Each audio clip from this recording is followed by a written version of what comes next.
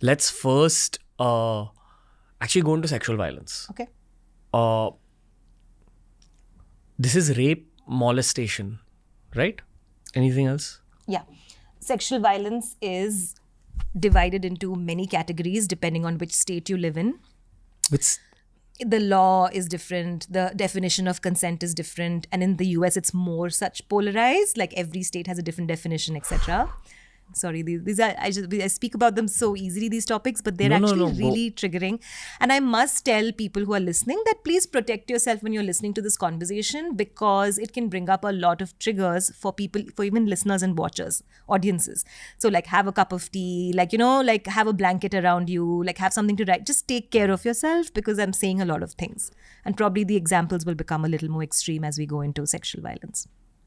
Go on. So sexual violence could be defined as any act that basically takes control away from my body. Any act of malicious abuse that takes control away from my body. So it can start with something that we know commonly in India as eve teasing. I'm going out to buy milk, and the first thing I'm walking on the road is like somebody's like, oh, big boobs or small boobs, or some happened to me so many times, or I've just been spanked on the ass. I'm just going to buy milk. And the guy has gone on his bike somewhere, And so I'm like, just, oh my God, what was that? So that happens to all Indian women, apparently. Okay? Something you skip as an experience when you're a guy. Right. And when you have deep conversations with your female friends, you realize it happens to all Indian women. But please go on. Exactly. It does happen. And the worst thing is not just that. You come home and then you're telling your family that it happened. And the first thing your mother may say is, wear a different top.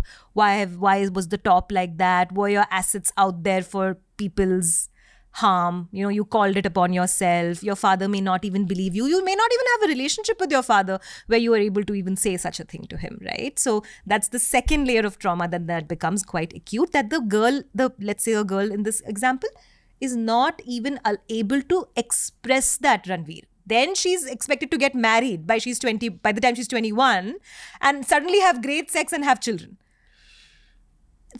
It's impossible. Okay.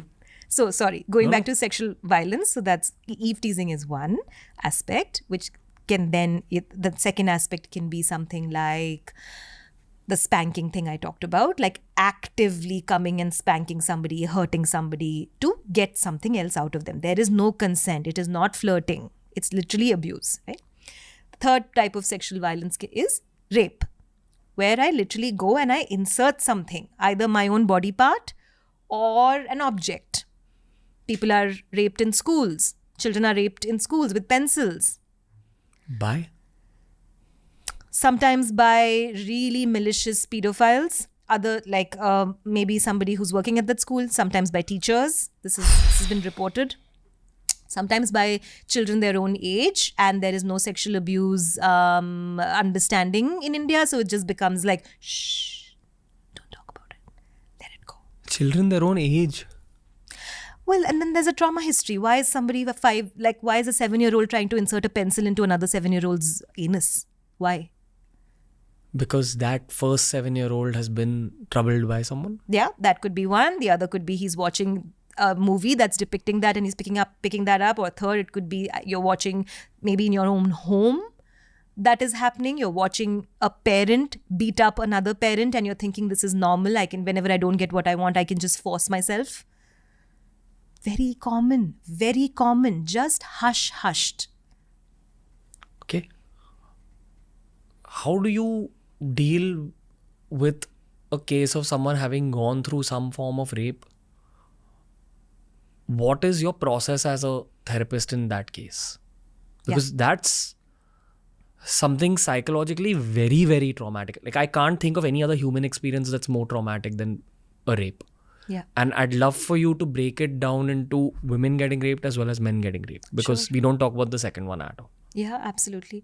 But tell me more about why you think that is, for you personally, like that's such a grievous act.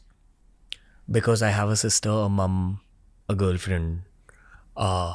Unfortunately, all three of them are very open with their conversations with me. Yeah.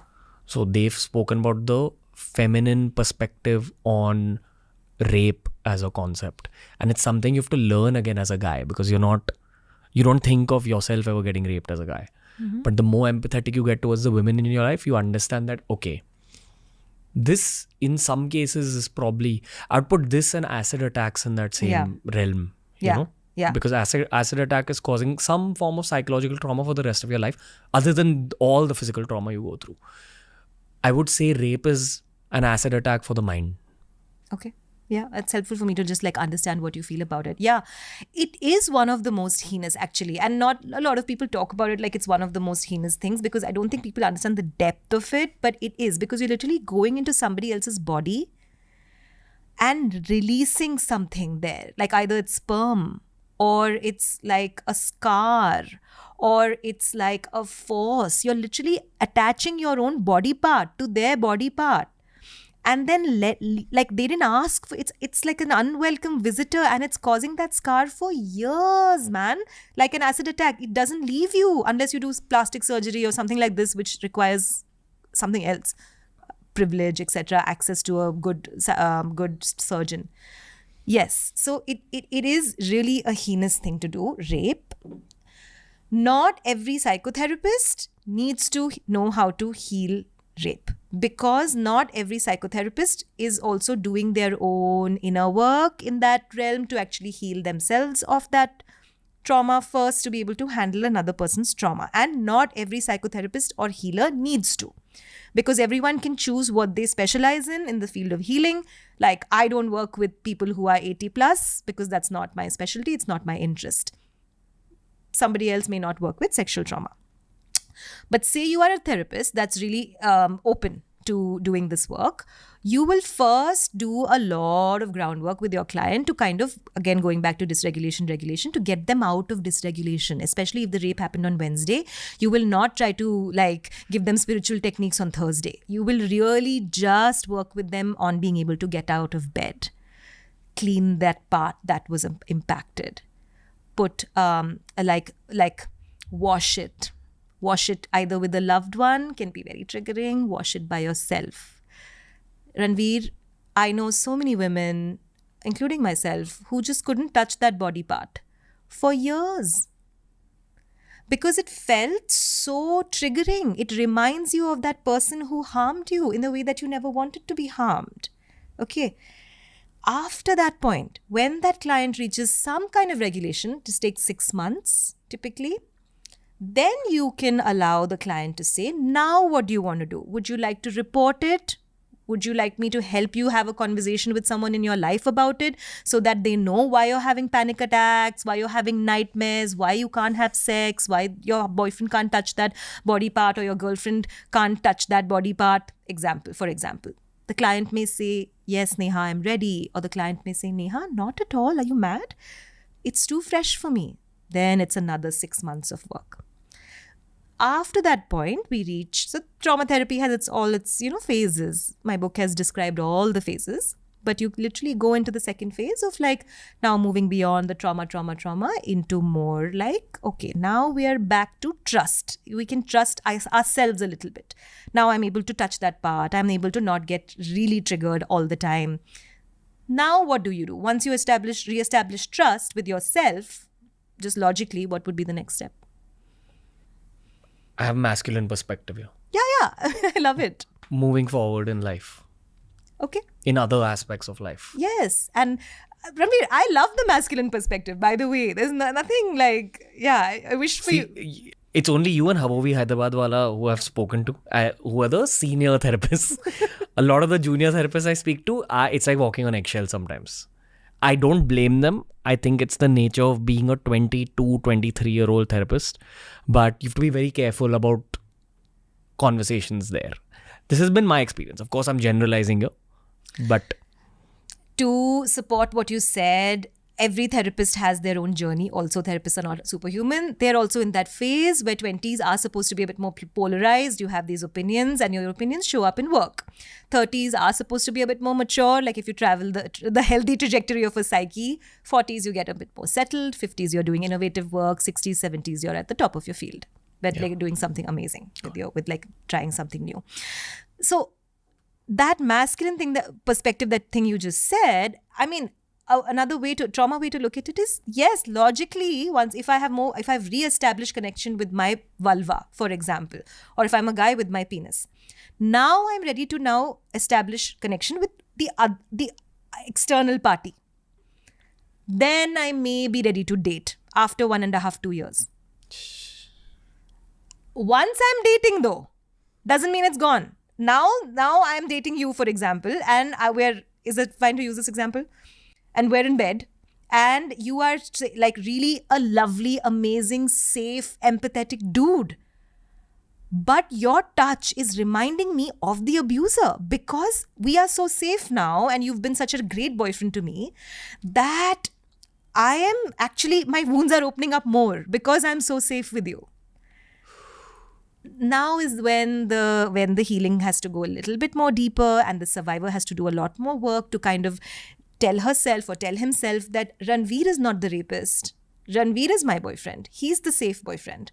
But the rapist is still the rapist. So now shall I tell Ranveer about it? That would be a great step. My boyfriend should know what I've been through. If he loves my body, he should love its history. If I love his body, I should love his history, right? I should go deeper into it.